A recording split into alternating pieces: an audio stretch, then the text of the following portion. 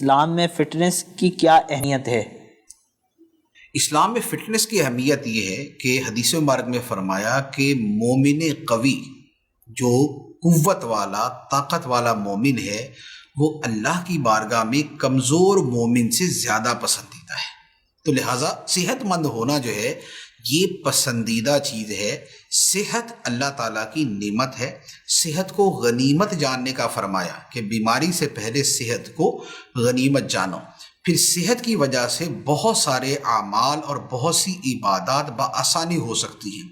ایک آدمی اگر ساری رات نماز پڑھنا چاہے، تلاوت کرنا چاہے، یا وہ دن میں روزہ رکھنا چاہے، تو ان میں سے بہت سی عبادات کا تعلق، اسی طرح حج ہے، نفلی حج ہیں، عمرے ہیں، ان ساری عبادتوں کا تعلق، اسی طرح تبلیغ دین ہے، دین کے لیے بھاگ دوڑ کرنا ہے، دوسروں کی خیر خواہی کے لیے اگر باہر جانا پڑے، بازار جانا پڑے، رشتہ داروں کے پاس جانا پڑے، تو اس طرح کے کثیر امور ہیں کہ جن کا تعلق انسان کی صحت کے ساتھ ہے۔ تو لہذا صحت جو ہے یہ بیماری پہ ترجیح رکھتی ہے، اور صحت کے ساتھ بہت سی نیکیاں وابستہ ہیں۔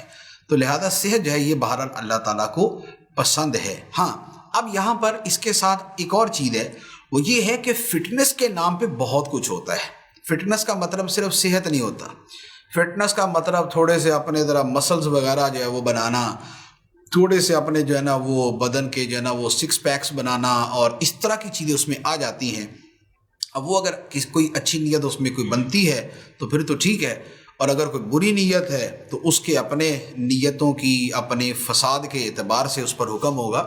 تو یہ جو اس طرح کا معاملہ ہے کہ فٹنس کے نام پہ، اچھا پھر فٹنس کے لیے ایکسرسائز وغیرہ کرتے، ایکسرسائز کرنا فی نفسی تو جائز بھی ہے اور اچھی چیز ہے، اور حسن نیت پہ ثواب بھی ملتا ہے، لیکن اگر وہ یہ ہے کہ اس میں بے پردگی ہے، اس میں جناب وہ گھٹنے ننگے ہیں، اس میں رانوں کا کچھ حصہ ننگا ہے، تو یہ پھر ٹھیک نہیں ہے۔ اسی طرح اگر ان چیزوں کی وجہ سے نماز قضا ہو جاتی ہے، یا دیگر ضروری شرعی احکام جو ہے وہ ڈیلے ہو جاتے ہیں، تو پھر اب اس کا وبال ہوگا، لیکن وہ خارجی امور کی وجہ سے ہے، فی نفسی ہی فٹنس یا ورزش ان کی وجہ سے نہیں۔